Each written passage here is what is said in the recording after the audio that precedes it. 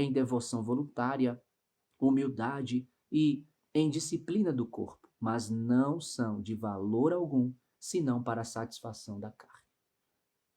Olha só o que o versículo 18 e 19 diz: Ninguém vos domine a seu bel prazer, como ninguém vos domine a seu bel prazer, com pretexto de humildade e culto dos anjos, metendo-se em coisas que não viu, estando debalde inchado na sua carnal compreensão, e não ligado à cabeça, da qual todo o corpo, provido e organizado pelas juntas ligaduras, vai crescendo em aumento de Deus. Veja que Cristo sempre nos leva a Deus. E o propósito de Jesus é nos fazer crescer em Deus. O propósito de Deus é nos fazer ser tornados parecidos com Cristo. Isso está lá em Colossenses capítulo 3, do versículo 9 ao 11. Isso está escrito lá em Efésios, capítulo 4, do versículo 17, né, especificamente do 21 ao 24. Né? Inclusive, eu vou até abrir essa palavra e vou ler ela.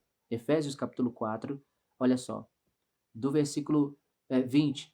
Mas vós não aprendestes assim de Cristo, se é que o tendes ouvido e nele fostes ensinados como está a verdade em Jesus, que quanto ao trato passado, vos despojeis do velho homem que se corrompe pelas concupiscências do engano, e vos renoveis no espírito do vosso sentido, e vos revistais do novo homem que, segundo Deus, é criado em verdadeira justiça e santidade.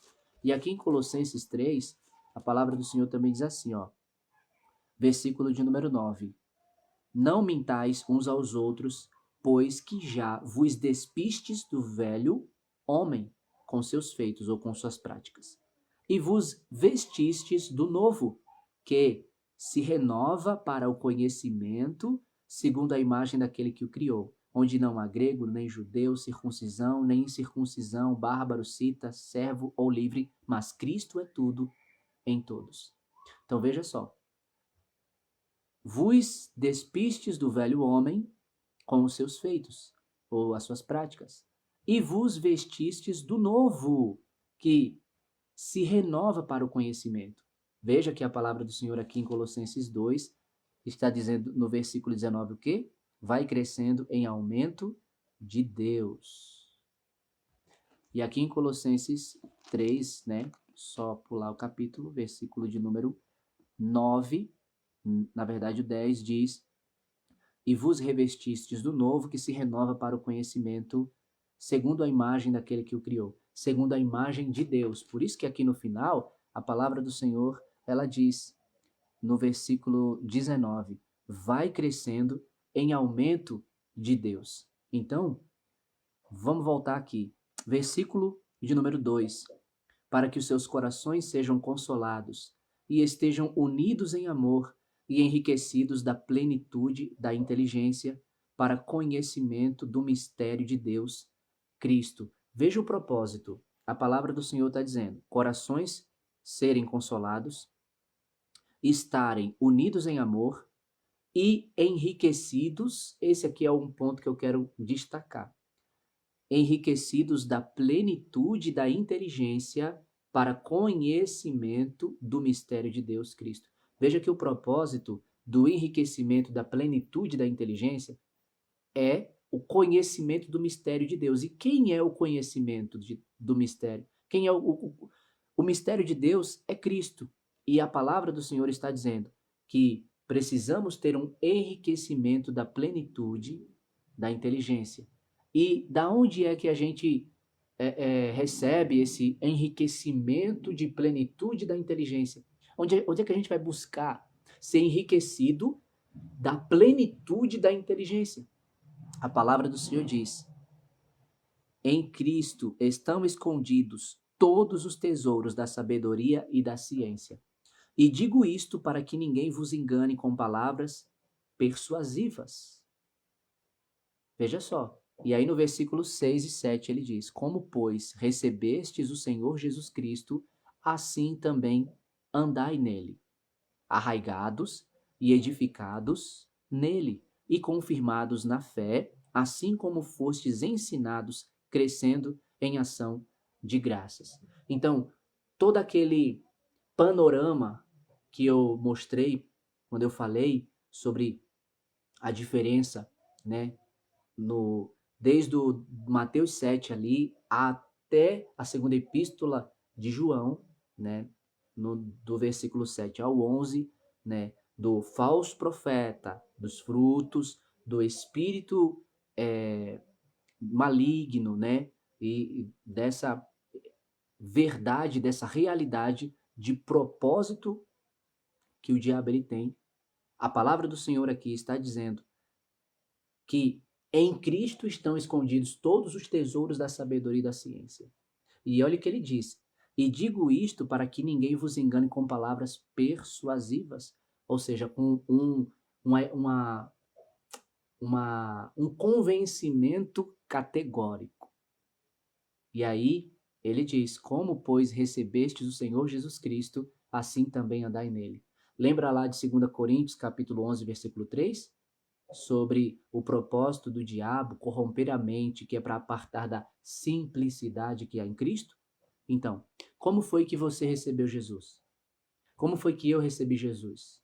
Como foi que o evangelho chegou até nós? A palavra que chegou até a mim e a você é exatamente essa daqui. Eu vou até abrir para compartilhar. E é muito conhecida, viu?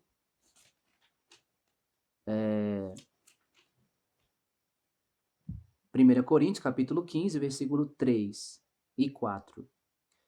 Porque primeiramente vos entreguei o que também recebi, que Cristo morreu por nossos pecados, segundo as Escrituras, e que foi sepultado, e que ressuscitou ao terceiro dia, segundo as Escrituras.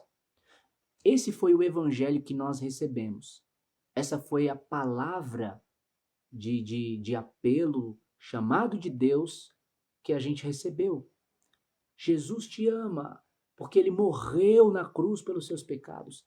E aí, a palavra diz que a fé vem pelo ouvir e o ouvir a palavra de Cristo, a palavra do Senhor. Então, que Jesus foi que nós recebemos?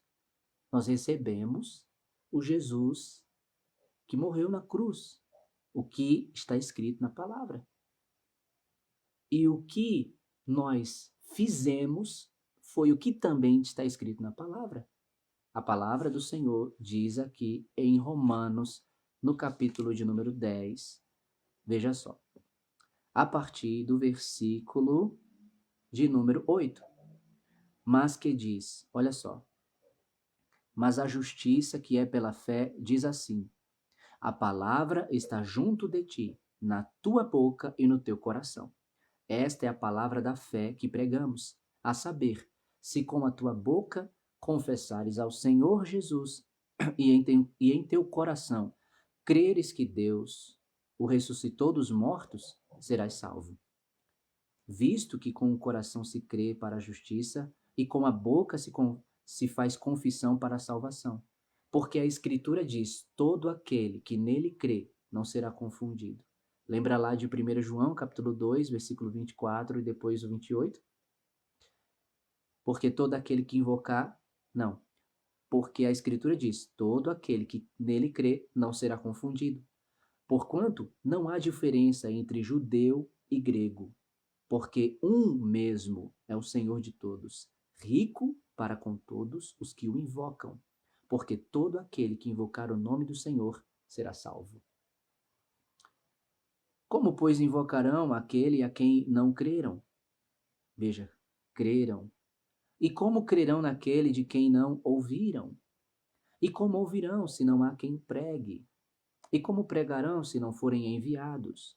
Como está escrito: quão formosos os pés dos que anunciam a paz, dos que anunciam coisas boas. Mas nem todos obedecem ao evangelho, pois Isaías diz: Senhor, quem creu na nossa pregação? De sorte que a